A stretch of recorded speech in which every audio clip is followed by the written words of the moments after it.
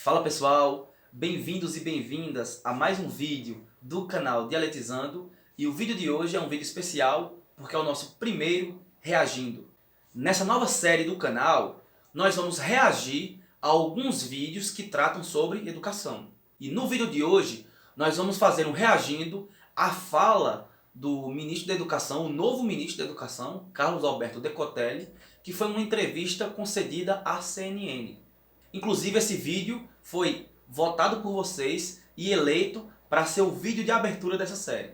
É importante registrar aqui antes que vocês vão ver, né, quem vai estar assistindo esse vídeo vai ver que a imagem vai estar um pouco, com algumas edições, vai estar um pouco borrada, talvez o áudio possa estar um pouco editado, que é justamente para a gente não ter problemas com a questão dos direitos autorais.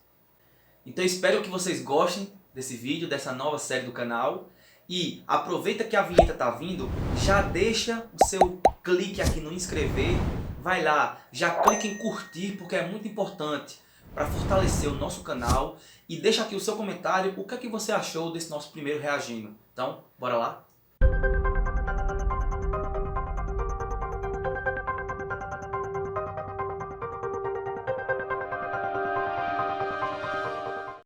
Então pessoal, tá aqui, né, o nosso vídeo que a gente vai analisar, né? O vídeo aqui do ministro da Educação, né? Tá aqui em cima, do novo ministro da Educação, Decotelli, né? A partir de uma entrevista realizada para a CNN na figura aqui do William Vac. Então a gente vai analisar, né, a fala do ministro. Essa entrevista é uma entrevista de perguntas e respostas, e a gente vai tentar identificar na fala do ministro quais são os interesses que estão colocados, quais são os interesses de classe, quais são as questões políticas e econômicas que estão ali em volta do discurso do ministro, né? A gente acredita que é possível fazer essa análise a partir dos elementos, né? a partir de uma análise de discurso, né? A partir das questões que o próprio ministro coloca na sua fala, né? Então, não é nenhuma análise, né, de futurologia, né, nenhuma análise absolutista, mas é apenas fazer aqui uma caracterização, né, do que a gente deve esperar, né, a partir desse novo ministro da Educação. Ok? Então vamos lá iniciar, né, com a pergunta aqui do William Vac.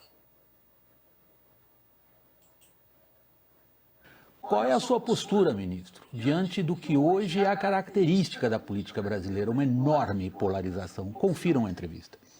Hoje nós temos que adotar o critério baseado na entrega da educação no Brasil em 3 pontos. Primeiro ponto, nós somos professor.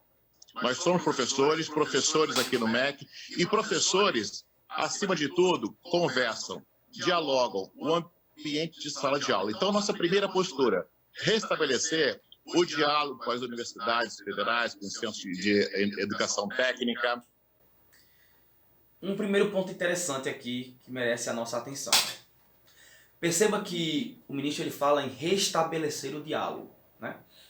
Obviamente que isso é uma sucinta alfinetada no ministro passado, né, no ex-ministro, o Abraham Weintraub, né?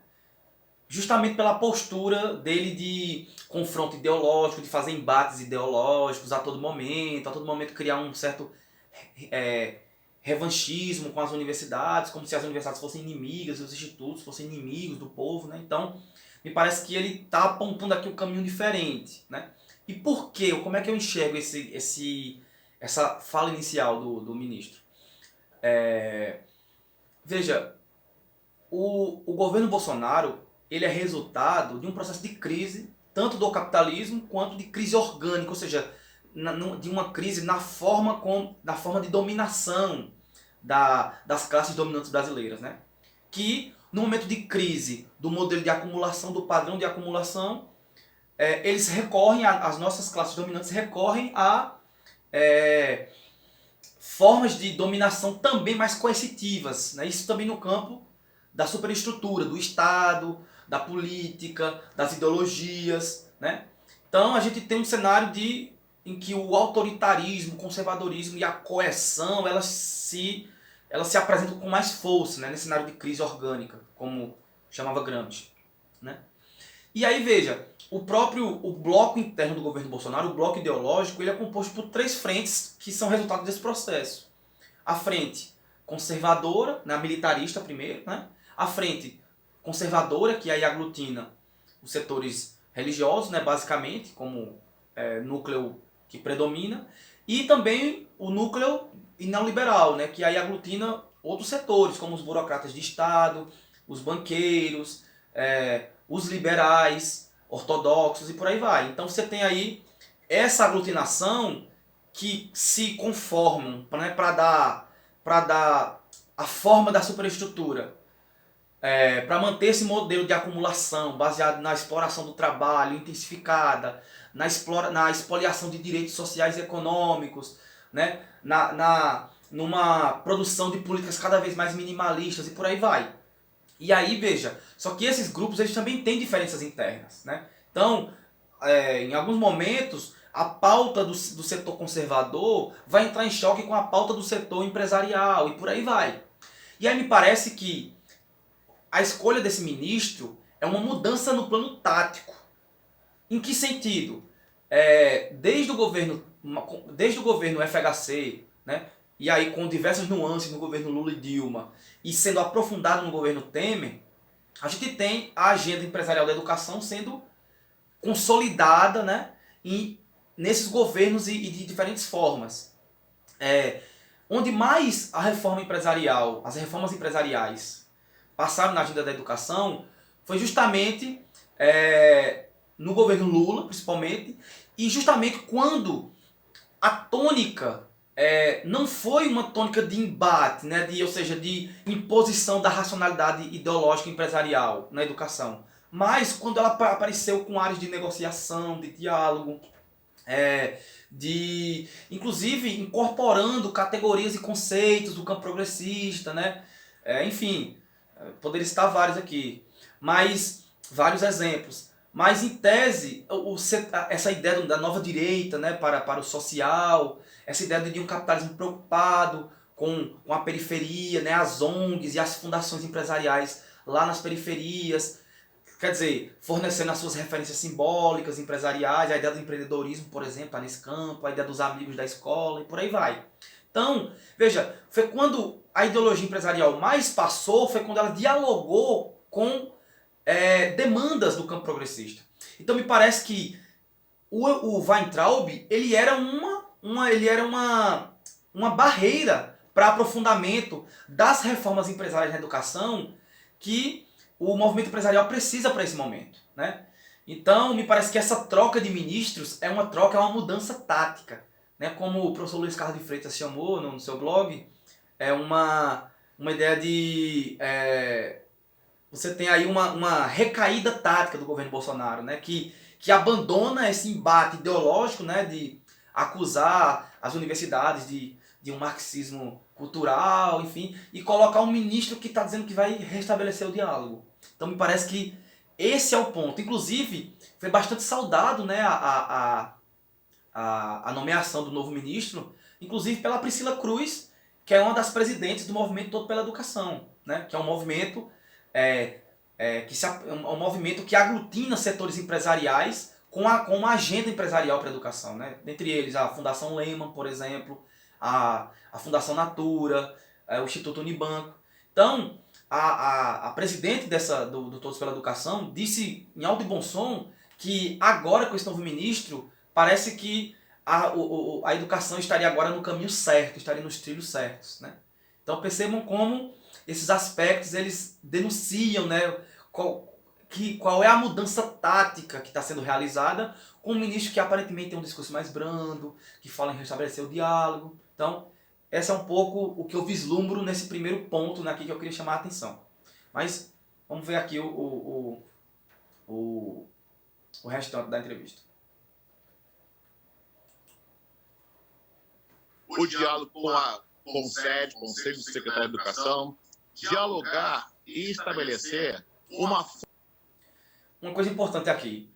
Veja que quando ele fala em restabelecer diálogo, o órgão que ele cita é o CONSED, né? O CONSED, que é o Conselho Nacional de Secretários de Educação, é também um grupo nitidamente empresarial, quer dizer, é um grupo de secretários de direito privado, inclusive lá no site da Concede está apresentado dessa forma, que aglutina secretários vinculados a bandeiras e a agendas empresariais na educação. Quer dizer, são a corrente de transmissão da racionalidade empresarial dos estados e municípios. Então perceba que a primeira entidade que ele cita é justamente a Concede. Isso é mais um dado importante. Forma de encontrar soluções convivendo nesses tempos de quarentena, simultaneamente com dois grandes desafios. O desafio da saúde pública e o desafio de melhorar a qualidade da entrega da Pelo menos ele reconhece que tem pandemia no Brasil, né? educação no Brasil, a educação pública. Nesse aspecto, nós estamos, então, com um projeto de priorizar gestão e diálogos estratégicos com aqueles que pensam, realizam e buscam uma solução melhor para a educação brasileira. O senhor... Veja coisa interessante.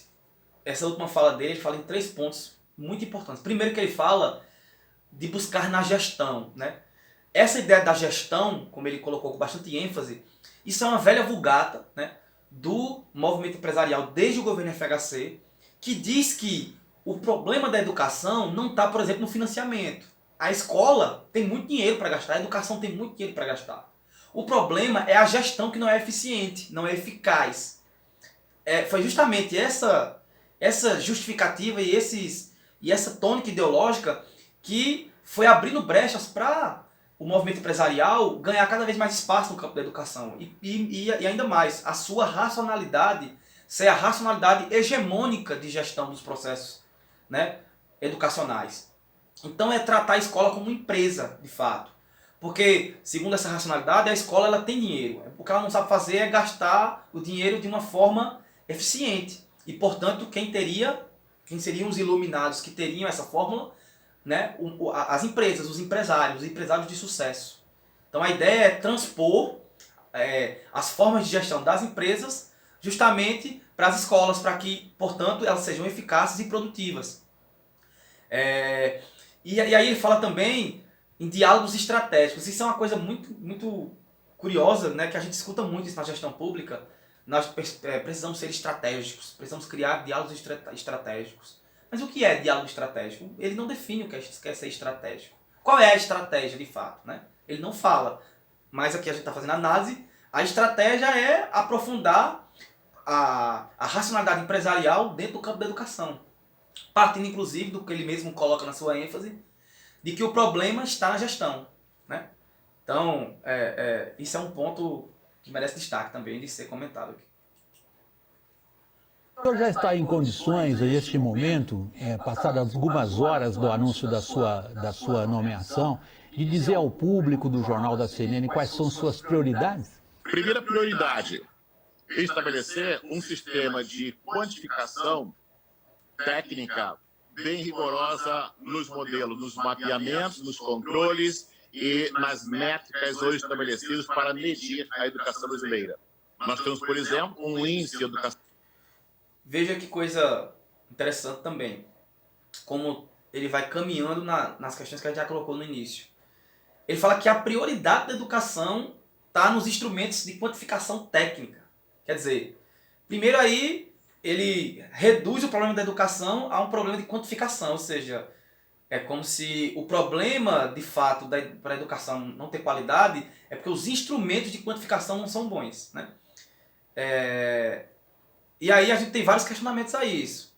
Primeiro, que foram os próprios instrumentos de quantificação, ou seja, que o Luiz Carlos de Freitas vai chamar de tecnicismo na educação, e agora a sua versão mais atual, o neotecnicismo na educação, que historicamente mazelaram a educação brasileira, né? Quer dizer, foi essa racionalidade empresarial, baseada nesses modelos de avaliação técnica, de mensuração, de medir, de transformar a educação em números, que nos levaram ao quadro que a gente tem hoje, de uma educação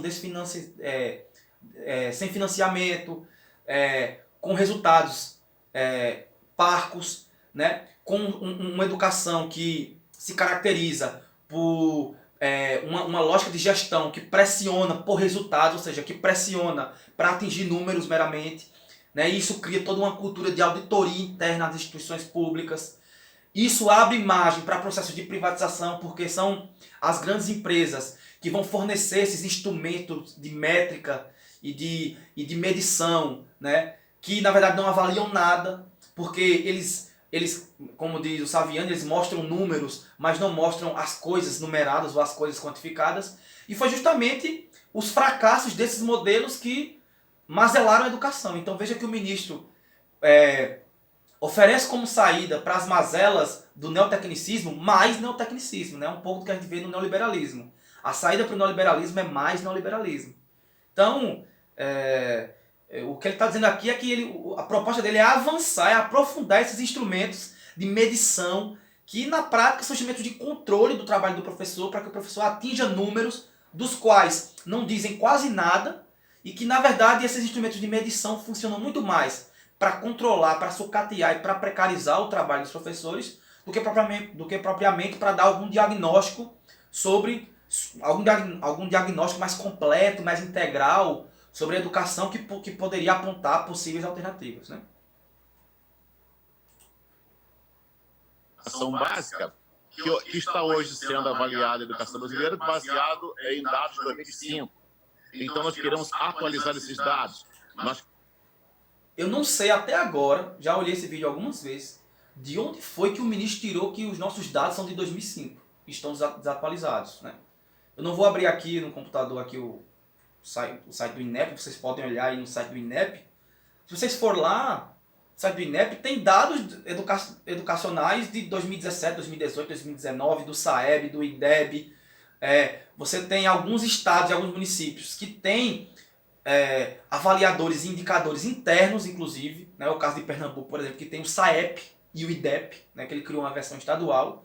Você tem no IBGE inúmeros dados atualizados, então não sei de onde ele tirou que o problema está nos dados que não estão atualizados, né? Volto a dizer, ele atribui o problema da educação como um problema técnico.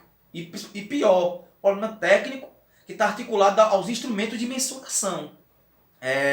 Quando na verdade a gente, instrumento por instrumento, a gente tem dados atualizados. O problema é que esses dados atualizados eles falam muito pouco do que são os problemas de educação. Então o problema não está nos dados ou na desatualização dos dados. O problema está na própria racionalidade utilizada, né, para medir, como ele diz, para medir a educação, como se a educação pudesse ser medida através de um número, representado num número por meio de instrumentos extremamente matematizantes, né, que reduzem os processos qualitativos de educação a processos quantitativos.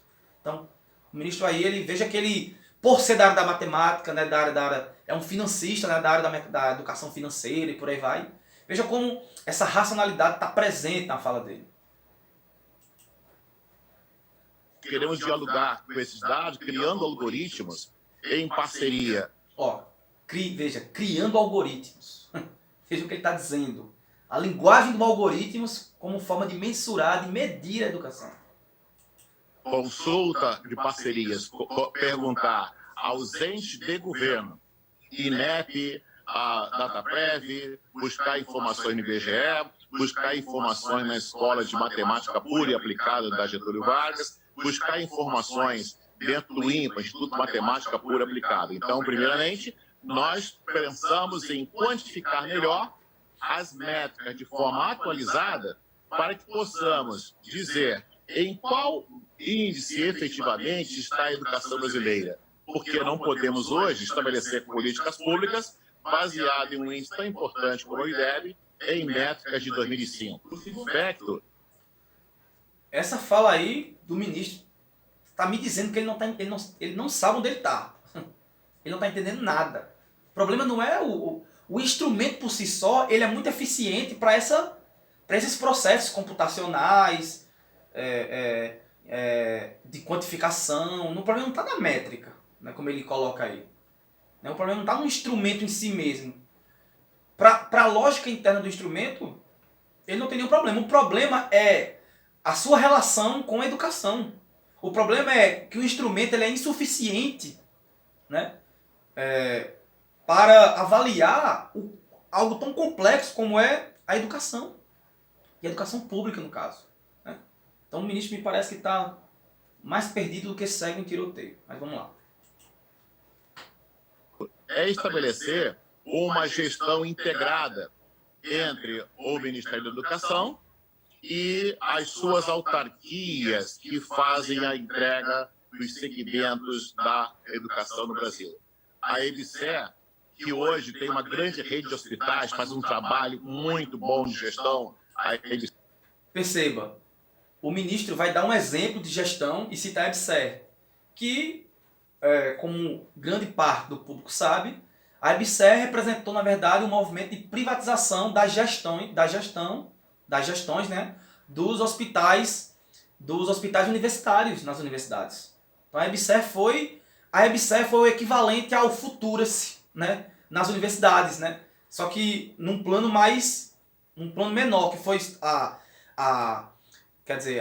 você implementa uma empresa, você coloca uma empresa para gerir só a fazer a gestão daquele setor, seja dos hospitais universitários, mas que tem um forte vínculo com setores empresariais, inclusive abrindo porta para todo tipo de terceirização, de trabalho informal, precário, que era mais ou menos o que o Futurace queria, que era a bandeira do Futurace nas universidades e nos institutos. Então perceba que isso inclusive pode fazer o Futurace ganhar força de novo na gestão desse ministro. Certo. Nós temos a outra autarquia, o FNDE, estratégia fundamental para a educação básica e integrar melhor a FNDE, que vale lembrar que o ministro responde desde o ano passado, né? Ele dirigiu aí o FNDE e ele responde por ter aprovado aí uma licitação de 3 bilhões com inúmeras irregularidades, né? Então é importante colocar esse dado aqui. Deve explicações da Justiça, o ministro. Secretaria da Educação Básica com as políticas públicas do FNDE para a educação. Terceiro aspecto, melhor dialogar com a CAPES na qualificação, do estímulo para que as bolsas de estudos se reflitam em melhor qualidade tecnológica, melhor qualidade de colocar o Brasil preparado para ingressar em um mundo tecnológico mais desafiador. Nós estamos falando em possivelmente sociedade 5.0, o Japão. Perceba que o ministro, quando ele fala da CAPES, né? E ele começa a dizer, a gente precisa repensar as bolsas. Essas bolsas elas precisam estar direcionadas mais para o nosso desenvolvimento tecnológico. Mas veja, ele não diz, ele não define, mas que áreas são necessárias para o desenvolvimento tecnológico? Né? Quais são essas áreas? É só a área da engenharia e da área da computação? As ciências humanas entram na construção desse país, desse desenvolvimento tecnológico? Né? Ele vê como importante as ciências sociais e humanas, ele não coloca, né? Então, me parece que a fala dele está muito direcionada para essas áreas, que foi algo também que já estava lá no projeto do Futurace, que era permitir que as empresas financiassem as bolsas, né, as pesquisas, e claro que as empresas iriam querer projetos e estudos muito mais voltados para as áreas das ciências aplicadas, né? Então, as ciências humanas e sociais, que não tem essa gramática da aplicação técnica imediata, seriam prejudicadas. Então o ministro não fala nada disso. Ele não fala o que é desenvolvimento, o que é que ele entende por desenvolvimento tecnológico. Né? Ele não fala, ele não define. Então isso já é um perigo aqui no que ele está colocando. Lançou em 2016 Sociedade 5.0, então nós precisamos ter a...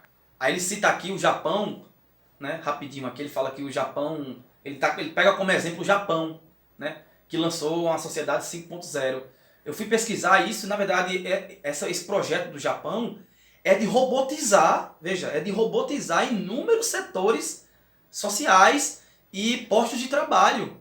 O que implicaria, inclusive isso é um debate muito forte no Japão, na ampliação de desemprego. Quer dizer, você robotiza, né, sobre o discurso de que isso liberaria trabalho, portanto, daria qualidade de vida para as pessoas, né?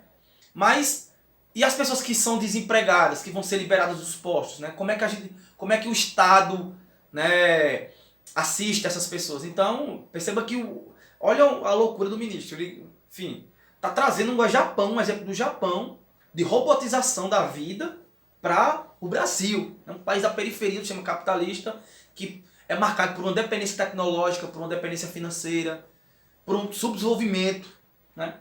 Então veja o distanciamento do que o ministro está pensando e a realidade social brasileira. Veja como ele está à parte, né? Como ele está alheio dos aspectos que são centrais, né? Tanto educacionais como sociais, né?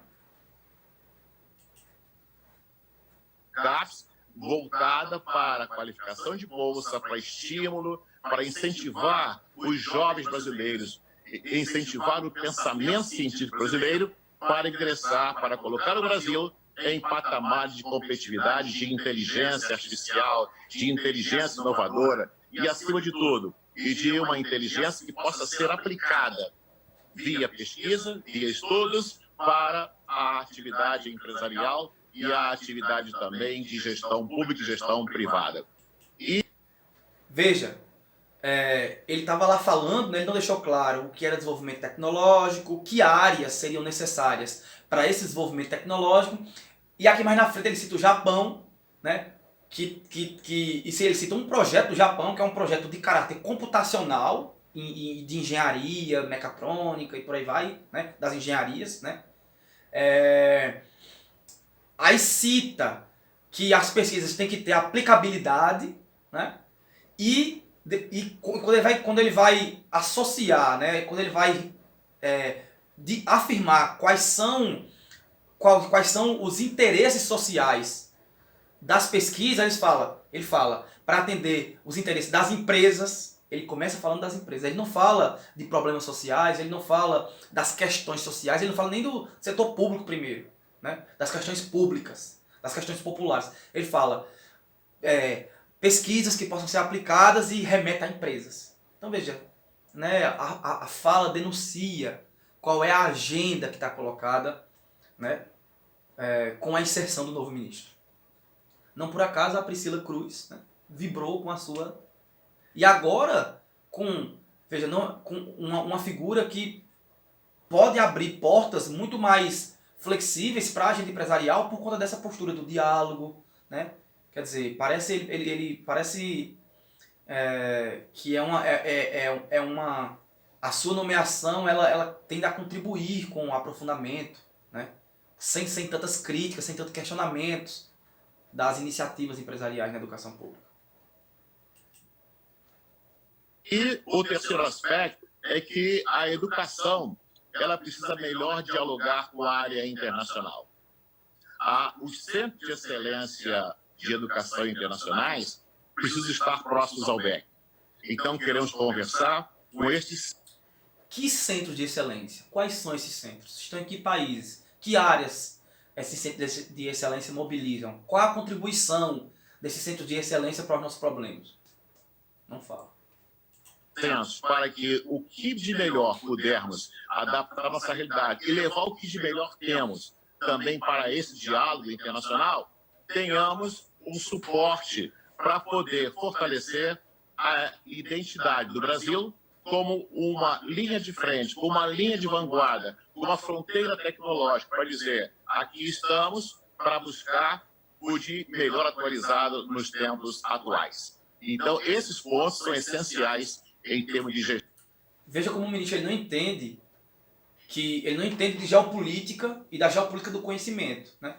Como se fosse um mero diálogo, intercâmbio, esse acesso ao que os países de centro têm de mais tecnológico ou do conhecimento de ponta, né? Isso é disputa, isso é competição capitalista. O desenvolvimento tecnológico e científico ele é propriedade privada, por isso que ele é patenteado. Do dia que o ministro fala aqui, parece que você vai visitar lá os países, e os países, olha, tá aqui, olha, o conhecimento que eu tenho mais desenvolvido, toma para você, como você vai na casa de um vizinho pedir açúcar. Então o ministro não conhece de disputa geopolítica do conhecimento e do desenvolvimento científico, né, que é fundamental para o desenvolvimento capitalista, para o desenvolvimento dos grandes centros e para a manutenção da periferia. É fundamental para essa lógica do capitalismo. Então o ministro ele desconhece, me parece.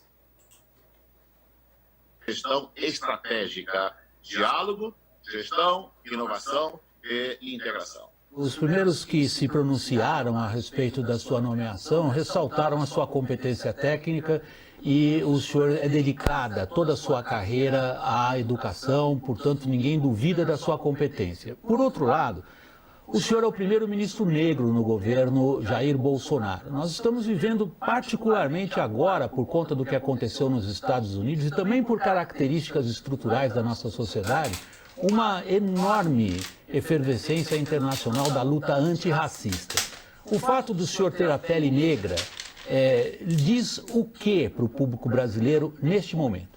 Autocrítica. Primeiro ponto que eu acho que devemos considerar é olharmos para a nossa realidade brasileira, fortalecer a nossa autocrítica. Autocrítica de quê? Em que sentido autocrítica? Qual é o mote dessa autocrítica? Nós precisamos nos enxergar como brasileiros. Perceba o que ele vai dizer, o que é que merece a autocrítica. Que aqueles que quiserem buscar os seus projetos, os seus sonhos, a construção da sua realidade futura, que eles possam fazer a construção dos seus sonhos, independente da sua cor de pele, independente da sua etnia, independente da sua estrutura. E caberá ao Estado não criar prioridades, não criar proteções, não criar barreiras institucionais. Então, perceba como o discurso dele é o discurso da relativização das opressões sociais, né? É um discurso que relativiza o racismo estrutural, por exemplo. Ele está dizendo que cabe a qualquer um buscar o seu êxito a partir de você mesmo, portanto, o discurso da meritocracia, que independente das condições sociais, do lugar social que você ocupa, né? Isso pode ser buscado, basta você querer. É o discurso do coach, né? O discurso do coach. Basta você querer, só depende de você. E pior, o Estado não pode se intrometer nisso, é isso que ele está dizendo. O Estado não pode criar barreiras, ou seja, burocracias, né, o que o discurso empresarial fala. O Estado não pode se meter na livre mão do mercado. O mercado é que vai equilibrar essas desigualdades. Todo mundo tem a mesma oportunidade. Veja como é que ele complementa isso. Neste ponto, considero que a cor negra, a raça branca, nós somos um país que todas as etnias são bem recebidas no Brasil. Todas as etnias são bem recebidas no Brasil. Quer dizer, o ministro não conhece a história da colonização. Eu acho que ele deve morar em outro país, né? Porque acho que ele deve não saber o que é que passam as pessoas que se identificam e se manifestam como que pertencem a religiões afro, né, religiões de matriz africanas, né? O que é que essas pessoas passam diariamente, né?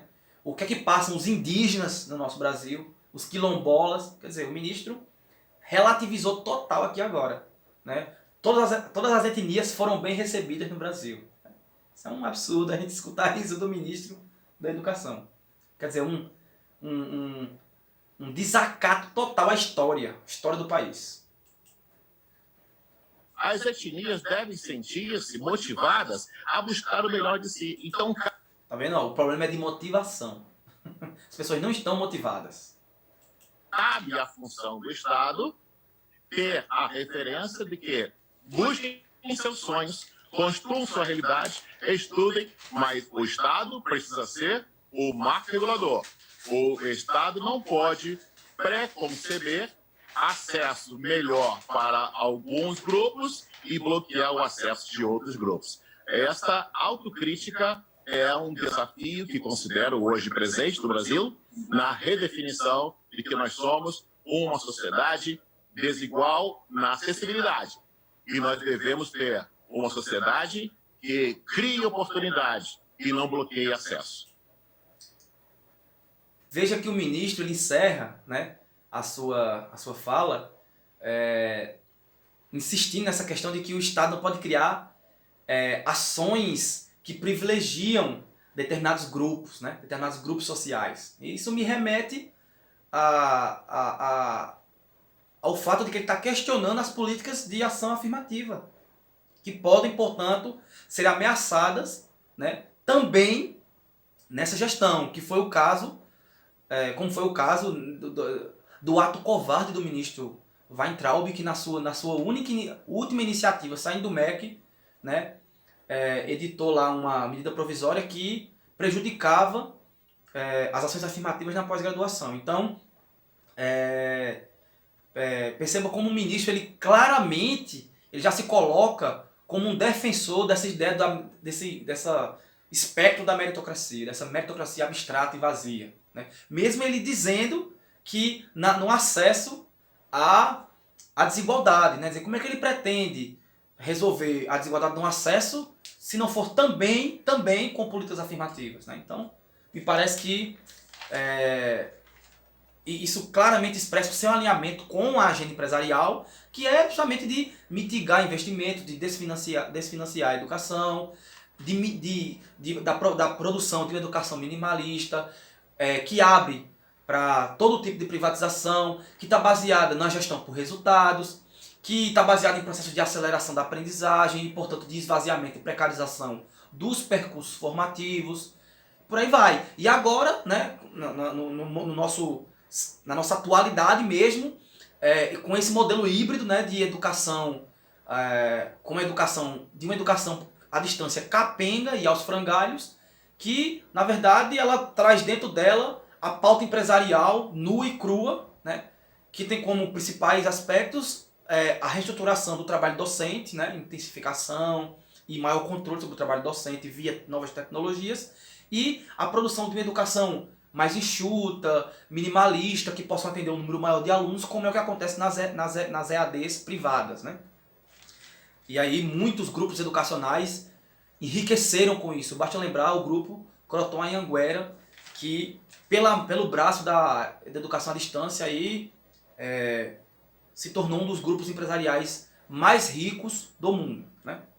Então, se eu fosse aqui resumir aqui a fala do ministro em alguns aspectos, eu citaria, primeiro, claramente a escolha do ministro é uma mudança tática em relação ao Weintraub, um abandono desse embate ideológico e essa aparência do diálogo, no sentido de abrir mais portas para empurrar a agenda empresarial na educação, a aplicação, o aprofundamento dessa gramática técnico-instrumental da matemática, né, como um aspecto que caracteriza o neotecnicismo na educação, né? Então, o investimento pesado na racionalidade e nessas produções oriundas do mundo empresarial para aumentar processos de controle estatístico, de indicadores, que na verdade intensificam o trabalho dos professores para correr atrás desses números que nada revelam da educação. E aí um forte alinhamento com núcleos intelectuais do campo da matemática e do campo da computação, certo? E por último, o que a gente vê sérios prejuízos tanto a cortes quanto às bolsas, né, de pesquisa voltadas para as ciências humanas e sociais, já que o ministro valoriza muito essa questão da aplicação tecnológica imediata, como ele cita os exemplos que ele cita. Inclusive, isso já acontece no Brasil em alguns pontos. Por exemplo, a faculdade, o grupo empresarial Laurete, que é grupo de um monte de faculdades privadas, já utilizam robôs na correção das provas dos professores, né? Então, você já tem um pouco dessa sociedade de 5.0 aqui no Brasil, né? Como mostra esse exemplo. E por último, um sério prejuízo também às ações afirmativas, né, dentro das universidades e dos institutos federais, que ao longo do tempo, apesar das suas limitações, essas políticas foram fundamentais para assegurar o acesso, pelo menos o acesso, de grupos historicamente excluídos da educação. Então, pessoal, esse foi o nosso primeiro Reagindo. Espero que vocês tenham gostado. Como vocês viram, muita coisa está para acontecer e nós estamos aqui para continuar fazendo essa leitura crítica através de nossos reagindos. Mandem vídeo para nós, para a gente analisar e deixar aqui nos comentários o que é que vocês acharam desse nosso primeiro Reagindo. Valeu!